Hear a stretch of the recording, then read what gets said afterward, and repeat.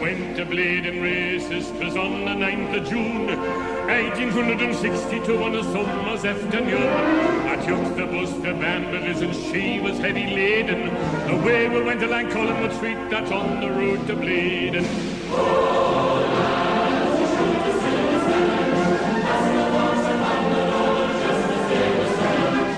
You're watching TOON Army TV. Welcome to the channel. This is the Crystal Palace versus Newcastle United match preview this Friday night at SELHURST Park. It's an 8 o'clock kickoff in the Premier League, live on Amazon Prime if you have that. I'm not looking forward to the game, not because we've got a Friday night kickoff. It's all down to one man, and it's Steve Bruce, because of his negative, boring, unattractive football. And nothing is going to change, in my opinion, is Steve Bruce. I said after the Chelsea game, that's it. He's done. He's finished at this football club as far as I'm concerned, and nothing is going to change anytime soon. And it's up to the board to grow a pair of balls and get rid of him before it's too late. And we don't want to make the same mistake that we made in 15-16 season when Steve McLaren was the manager. And what happened there? Yeah, we had good players but went down because the management was piss poor. Steve Bruce is a championship manager, in my personal opinion. Not down to the fact that we've lost to Chelsea, we've lost to Southampton, the season we've had so far. It's all down to the fact that players are unrested. They don't really want to play for him. They're playing out of position. You see, from last season, he made plenty of mistakes. We haven't progressed. And I want to see some sort of progression at this football club. I'm not talking about Mike Ashley, but I want to see the club in general move forward and try and get in that top 10. And under Steve Bruce, that's not possible for me unless he changes the formation from the wing-back system to what we know suits the squad that we have, 4-2-3-1. I keep saying it, but he doesn't seem to do it. And more fans now are sick more than ever. But I just want to say thank you very much for the support in the last review. The video I said Steve Bruce should resign, and I don't mince my words. Steve Bruce is done. Finished at this football club. He's on borrowed time, and he'll never ever win me over. I didn't want him from day one. And just to let you know, there will be a watch along for the Crystal Palace Newcastle game on Friday night from 7:30. There'll be plenty of guests, and get your comments in. Let's watch the game together. And thank you very much for the support on the first one against Chelsea. I did get a bit of a nudge to do it. These watch-alongs, I know other YouTubers do it, but I do things how I want to do it. But yeah, listen, it was good. A bit of a test. Got quite a lot of views, a lot of likes, a lot of subscribers. And it is helping the channel to grow. And I want to see more people, on this channel. And hopefully when we get back to games, we'll start seeing people in the flesh and getting more people on video. So, yeah, it'd be good to get more people's thoughts and opinions on all things Newcastle United, but it's been quite difficult, obviously, with the lockdown. But jumping into Newcastle at Palace, looking at the Premier League table, well, for both sides, Newcastle start off this game in 15th place. We're at the bottom end of the league. We're on 11 points. We're slipping down that table very quickly. The table doesn't lie. We've had 2 back-to-back defeats. We lost to Chelsea 2-0. Should have lost by 6 or 7 or 8. Chelsea were the better side. We lost to Southampton. And until Steve Bruce changes things up, we're going to keep losing games. And I can see the same trend on Friday night. Crystal Palace, on the other hand, they are currently 11th in the Premier League. And they're on 13 points. And they lost 1-0 to Burnley last time out. I thought Burnley were well worthy of their first win of the season. Played quite well. Palace had chances, but I feel like Burnley wanted it more. And of course, they're missing their best player, which I'll talk about as we go on in this match preview. Now, I feel like for this game in general, it's got draw written all over it. I really do think it's got draw written all over it. When you think of both sides, both managers, they're both negative. And I'm sorry if you're a Crystal Palace fan watching, but there's nothing worse of watching Roy Hodgson football. I've seen it for England. I've seen it when he was Liverpool manager.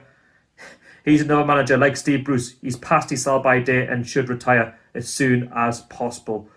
Now, as for the game itself, if Crystal Palace, as mentioned, play how they know they can play, with a formation that they go with, which I'll talk about in a second, they should win this game. Being the home side, it's simple as that. And we're not doing very good on the road so far this season. Injuries and concerns for both sides. We'll start off with a TOON. Callum Wilson is touch and go. Well, he didn't play against Chelsea. He was not even on the bench, and that was understandable. He's been going through a tough injury. He had to go off against Southampton. Why risk him? If he's going to play on an injury, then he could be out for a few months. We don't want that. We've got Christmas coming up, and we need our best players, and he's our top goal scorer, and he needs that time just to chill and get back to full fitness. Jamal Lascelles, the captain, centre-back, he had to go off in the second half against Chelsea. I hope he's okay. Not much has been said about that this week. I'm expecting him to play, but then I wouldn't be surprised if he's missing or if he's on the bench. Dubravka, Dummett, and the likes of Fraser are all out for this game. We have got players coming back as well, so we might see the likes of John Joe Shelby on Friday night. As for Crystal Palace, they've got a few themselves. The first one, Wilfred Zaha, the player that is the best at their football club. For me, he's a top 6 player. Unfortunately for him, he's self-isolating. He's caught you-know-what. Because he was the sort of player I was kind of bricking it for because he can't score goals. He's a real threat. He's got pace. And that's not to say because he's missing that it's all going to be hunky-dory. We're going to be good. The way we've been playing, Palace will still fancy their chances. They've still got good players. Other injuries for Crystal Palace, Gary Cahill, a centre-back, James Tompkins, Mamadou Sakho, and Patrick Van Aanholt will also be missing this game as well. So I think it's kind of 50-50 on like injuries and whatnot for both sides, but it's who wants it more this Friday. Jumping into the formations for both sides, starting off with a TOON, Steve Bruce goes with the negative 5-3-2 formation, the wing-back system, which clearly doesn't work. We've got 2 players at wing-back trying to do 2 jobs at once, which can't do it. Mankiw and Jamal Lewis can't do it. We've got players that are getting played out of position and they're not happy. And when there's unrest, you start losing games, and then the manager is obviously under pressure, and rightly so, because for me, he's too stubborn, and he knows it doesn't work, and he doesn't listen to the fan base. For me, it's 4-2-3-1. It's simple as that. When we used that last season, we had players that knew what they were doing, they knew their roles, they looked more positive, we created more chances, and we scored more goals. But now, we've gone back to being what we were doing last season at the very start, losing more games than we'll win. And this time, he can't get away with it. You know, he's been here long enough, and he still doesn't even know his best 11. As for Crystal Palace, they go with the old 4-4-2 formation. Basic, old school, but Roy Hodgson's old school. And he's going to play what he's used to from what he's done, you know, back in the day. And he's using it with Crystal Palace. And I feel like it works for them. You know, it is a good formation to use. Yes, it's basic, but it gets the job done. You know, you're not too negative. You've got your back four, you've got your forward midfield, you obviously got your wingers, and then you've got your 2 focal points, your 2 strikers. That's something that we should be doing at the TOON. Whereas Crystal Palace, you know, it's working for them because players know exactly, you know, what's expected of them. They know the roles and they know what to do in those positions. We don't have players that can do that. And you know, we've got too many players at our football club, like St. Maximin, like Almiron, for example. They're all isolated because they don't have a clue what they're doing. And we're too deep. You know, we're just sitting in, and that's not what we should be doing, you know, in games. And we should be having a go. Just imagine if Steve Bruce went 4-4-2 against Crystal Palace. The game could go either way. Like, I don't mind losing a game if we be positive and we actually have a go. Because football, it's one of them. You win, lose, you draw, it happens. But when you play predictable, boring football, you're giving the opposition a chance of winning the game.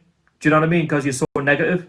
And it's up to them to see what they can do. If you come up against like a Chelsea or a Man City or a Spurs, they're going to finish you off. And it's happened before. Now, looking at the game as a whole, in terms of like who I think's got the edge, I have to say Crystal Palace, because that formation is better than 5 in the back. Ours is too negative, whereas Crystal Palace's is positive. So for me, it is, you know, understandable why I've gone for Crystal Palace, also on current form. Now, players to watch out for, starting off with a TOON, ASM, if he's on his game. He's not had the best start to the season, not looked the same since signing his new contract, but again, it's all down to Steve Bruce, the 5 at the back. You know, we're too deep. We don't do much in a match. We spend most games, you know, defending on the back foot. I believe that ASM, you know, is better in a 4-2-3-1 formation or something like a 4-4-2 where he's going to get service. And when he gets the ball, he likes to break down a defence. He likes to take on players, score a goal. And he also likes to, you know, bring others into the match, such as Almiron. And talking of Almiron, another player, you know, who plays in the number 10, Steve Bruce is wasting him on that left-hand side. He's a good player. Not had the best start to the season, but again, it's all down to Steve Bruce and how negative he is. If Almiron gets the service in a 4-2-3-1 formation from the likes of ASM, from Hayden, Shelby, he's going to be more positive. You know, he's going to bring others into the match. He's going to have a go himself. You know, he's going to score goals. I believe Almiron is a good player. He is a good, you know, Premier League footballer who can score goals, but he's just wasted by Steve Bruce. I keep alluding to Steve Bruce because it all stems down to one man, Steve Bruce, your management. Joe Linton, I thought, played quite well against Chelsea with the little service he got. And I believe he will start against Crystal Palace. I don't think Callum Wilson will make it. There was signs that he was looking good. he did put one over the crossbar. He did have a couple of other chances, near misses, but I think he looked quite positive. He was making those runs, and I feel against Crystal Palace he's going to get more service because, let's be honest, Crystal Palace are not Chelsea. And if Joe Linton can play how he did against Chelsea at the Crystal Palace, there's no doubt he's going to score. And I want to see Joe Linton score for the price that we paid for him, but I don't believe he's good enough to play for us or the Premier League, but he has his chance, to try and, turn things around. Callum Wilson have gone down as a question mark because we don't know if he's going to make the bench or not. We don't even know if he's going to start the game. We don't even know if he's going to be available full stop, but we'll find out in the press conference very, very soon. But I have put him in terms of a question mark because he's our top goal scorer. He's got 6 goals this season, and he could have had more with better service and not having that injury. Obviously, we knew about his injury record at Bournemouth as well, so that's not really come to any sort of surprise. Crystal Palace, on the other hand, for their players to watch out for, I've gone with Eze, who they signed from QPR. He's got 1 goal this season, looking very good in his first season in top flight football. He could have had more goals from what I've seen of him. He looked quite bright against Burnley. Jordan Ayew as well, a decent player who's got 1 goal this season. He's got a good partnership there with Eze. You could argue that they should score more goals, but Palace, they're very sort of tight, conservative side. They like to keep things simple, and we're going to have to watch out for both of them too, on Friday, because the way we defend at the minute is just embarrassing with 5 at the back. Batshuayi, who they've signed from Chelsea, a very good player, Belgium international. He knows where the back of the net is. He's got a bit of pace. Give him the service, he'll score. So we'll have to watch out for him. And Andros Townsend, we know about him from the 15-16 season. We know that he's a threat. We know that he's got a bit of pace about him. He scores goals. So another one to watch out for on the evening. Team lineup for the game on Friday. I'm going to go with a 4-2-3-1 formation. Why not? But I don't think Steve Bruce will go with that. But my starting lineup is this. Caldalo and net. Left back, Jamal Lewis. Right back, Javier Manquillo. The 2 centre-backs, Kieran Clark and Federico Fernandez. I don't think Lascelles will make it. I could be wrong. The 2 in the CDM role, Hayden and Shelvey. I think Shelvey will come straight back into the side. I think Longstaff will be dropped. ASM on the left-hand side. Then you've got Jacob Murphy on the right-hand side with Joe Linton up front. And then if Joe Linton's not doing it, maybe bring on Callum Wilson if gets the chance on Friday to play. Ideally, I think, for me, if I was Steve Bruce, I would try and bring Callum Wilson off the bench, see where the game's at. If it's 0-0, bring on Callum Wilson. If we're looking good, then give him a bit of service. He might actually get a winning goal. So it's things like that Steve Bruce needs to work with. He needs to work with this side because we have got good players. He's just wasting them because of the formation that we're going with. So in terms of the game as a whole, I've said before, Crystal Palace are favourites. Just because they're the home side. They beat 1-0 last season, playing a very similar way.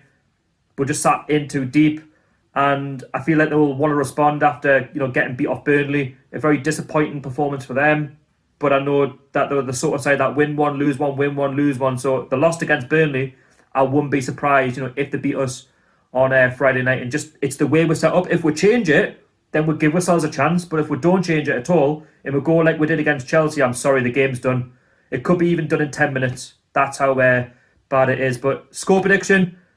Crystal Palace 1, Newcastle United 1. I'm trying to stay positive. I know Steve Bruce has finished and all that, but I think away from home, it's the best we're going to get with the way we're playing. We've not done enough in games to win. We've not done enough in games to, get the 3 points that we need. It's a sort of game we should be looking to get 3 points in. At this moment in time, we need to stop the rot. We've lost our last 2 games, and if we can go to Palace and get a point, it's a point we can build on and move forward. We have got some winnable fixtures coming up. But I think Palace, they're a good side in themselves. They know how to play. And if they have a little bit about them, they may just get the 3 points. But I'm going to back a 1-1 draw. And I just think with how Palace are playing in the previous game, we'll have a little bit of a chance. But it all depends on how we go about the game. It all starts with us. That's how I see it. Let me know down below in the comment section what scores you would go with if you're a Newcastle or Palace fan. Would you go for a draw? Would you take it? Or do you think we're going to get beat again? Or do you think we've got what it takes to get all 3 points? Let me know down below in the comment section. Make sure that you subscribe to the channel. I'm less than 1 subscriber away now from 3,400 subscribers on YouTube. And make sure you hit the like button, comment down below scores and starting 11s, and turn on the notification bell as well so you don't miss a video from myself. On Friday, 7:30, there will be a watch along, Crystal Palace versus Newcastle, with some guests. So make sure you tune in for that and have yours say. Let's watch the game together.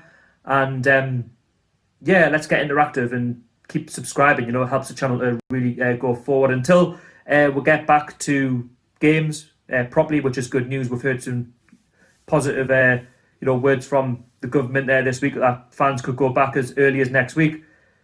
Fingers crossed, we can, because I've missed, going to watch Newcastle United. But anyway, I'm rambling on. Thank you so much for watching. Follow me on social media, TOON TV, Instagram and Twitter. And I'll see you all on Friday. Stay safe, everyone, and keep it tuned. How are the lads?